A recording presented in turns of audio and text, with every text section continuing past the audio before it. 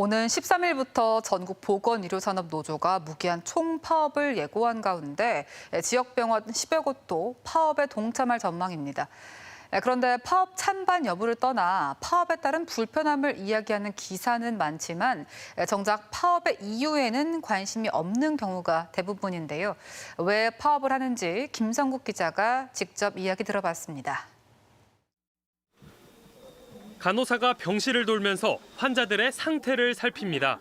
이 병원 간호사 1명당 돌봐야 하는 환자 수는 약 15명. 일에 치이다 보면 제대로 된 식사는 물론 제때 휴식 시간조차 갖지 못합니다. 사실상 컵라면을 먹더라도 라면에 물 부어놓고 일하고 오면 30분 지나가지고 그냥 그대로 버리는 경우도 많습니다. 또 다른 병원, 이곳에서 근무하는 의료 인력들도 경무에 시달리고 있습니다.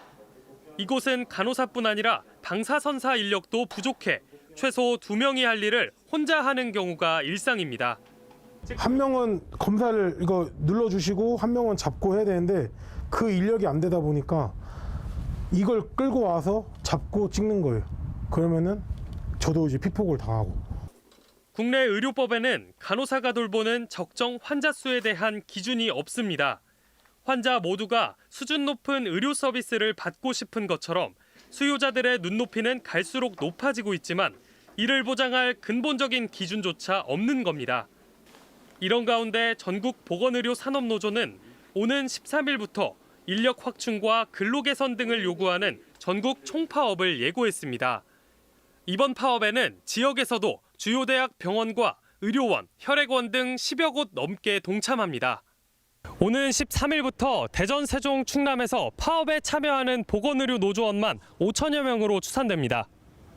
노조는 다만 총파업에 돌입하더라도 환자 생명과 안전을 지키기 위해 응급실과 수술실, 중환자실과 분만실, 신생아실 등에는 필수 인력을 투입하기로 했습니다.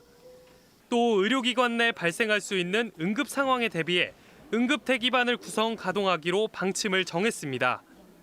각 병원들도 외래 진료를 중심으로 파행이 빚어질 가능성이 있는 만큼 예약 연기 안내 등 파업 대책 마련에 들어갔습니다. MBC 뉴스 김성국입니다.